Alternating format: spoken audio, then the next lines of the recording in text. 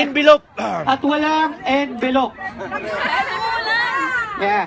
At higit sa lahat, kaya tayo nandito dahil mahal pa rin natin ang Pilipinas.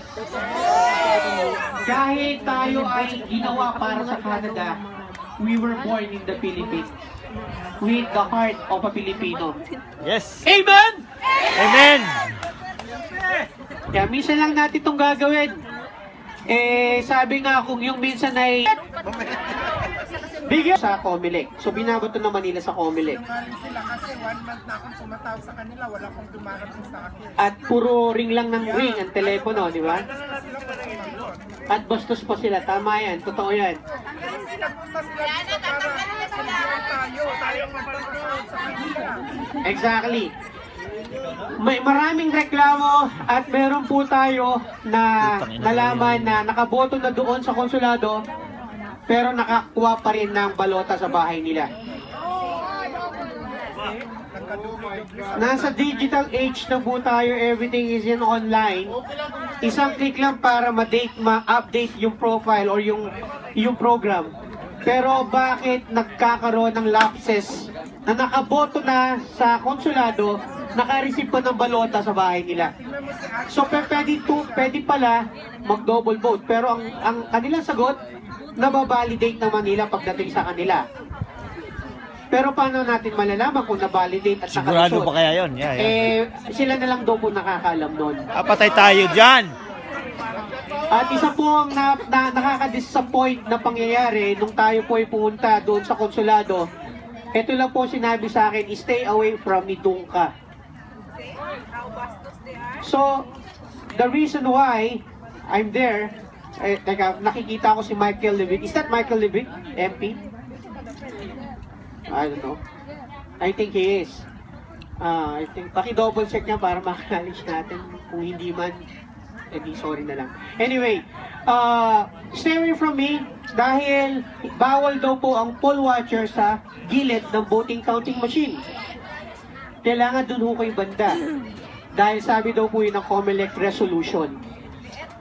So sabi ko, sa sarili ko, edi mas maganda palang mag-manual na lang.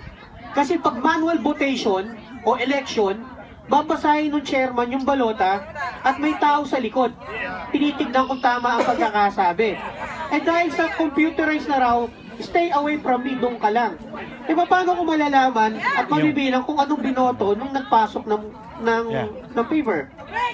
So, I don't want to say it, but it's kind of stupid naman ito. Sino binabantayan namin sa consulate? Sino binabantayan namin doon kung hindi namin makikita kung ilan ang boto ni Mayor? Ilan ang boto ni ganito, ni ganon? Well, again, sinasabi nila, that's the rules. Stay away, doon ka lang. So, yun ay isang medyo hindi yata magandang sitwasyon sa eleksyon natin dito sa Canada. Pero, again, ito pong mga pangyayari ito sa ating event. Ito po ay nagpapasalamat ako dahil nandyan po kayo na naka-Facebook. Sino po rito ang ka-Facebook ko? Alright. Ang tunog ng pagbabago, Toronto, sinimulan po natin ito sa simpleng pag-layout lang ng t-shirt design.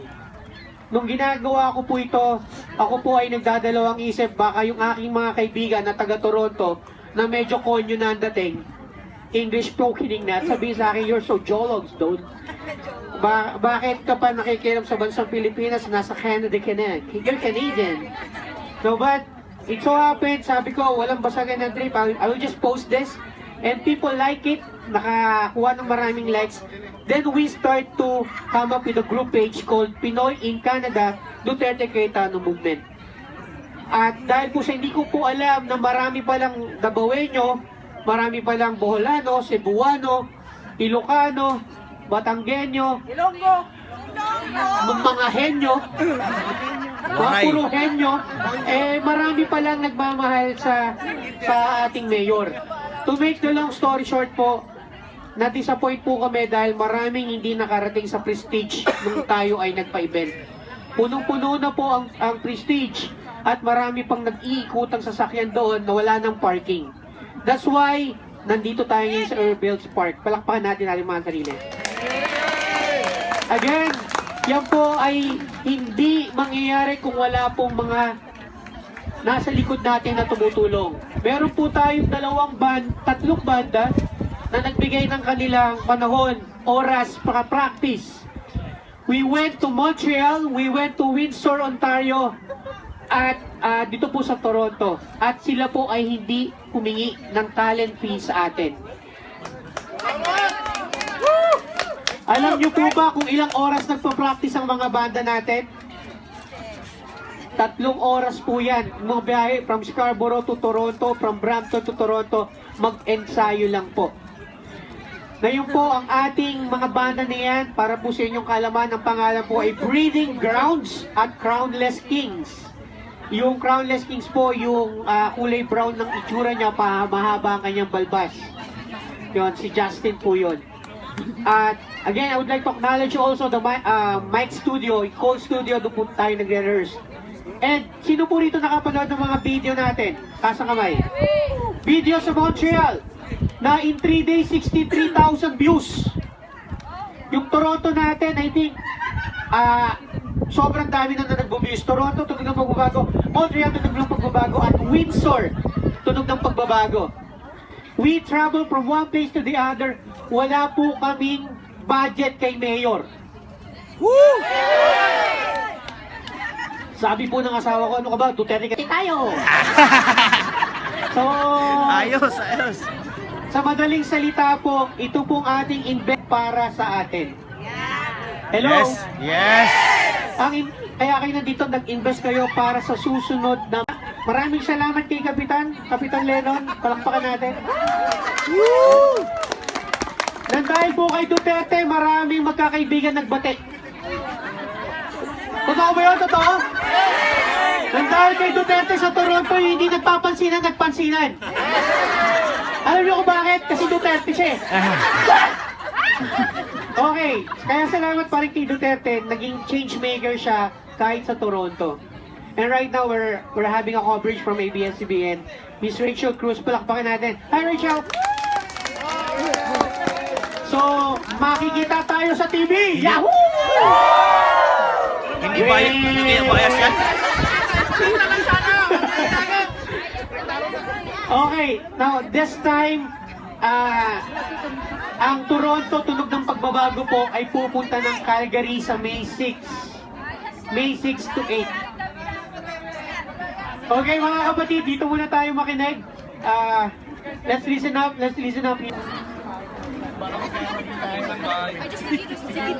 po tayo at tayo po ay magsisimula sa ating pananalangin. At sisimulan natin ito sa pagbanawin.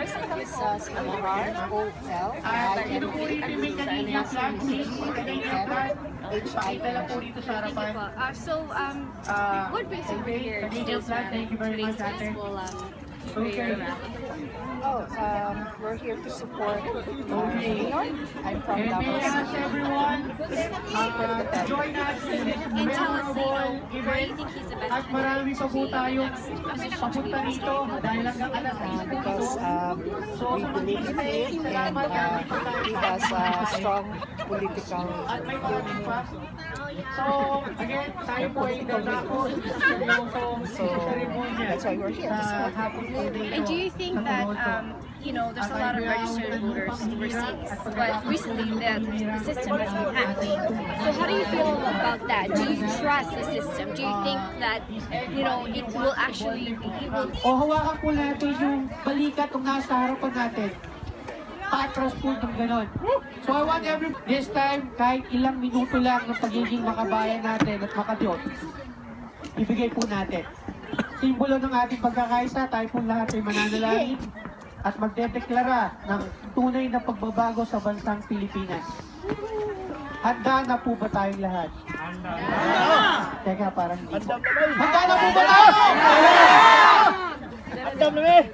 Salamat po ng marami at tayo po lahat ay pumipit at tayo po ay mananalangin ng pagdedeklara. Pwede nyo bang sabayan ako pagkatapos ko ng panalangin? Uulitin po ninyo. at ilagay po natin ang panalangin ito sa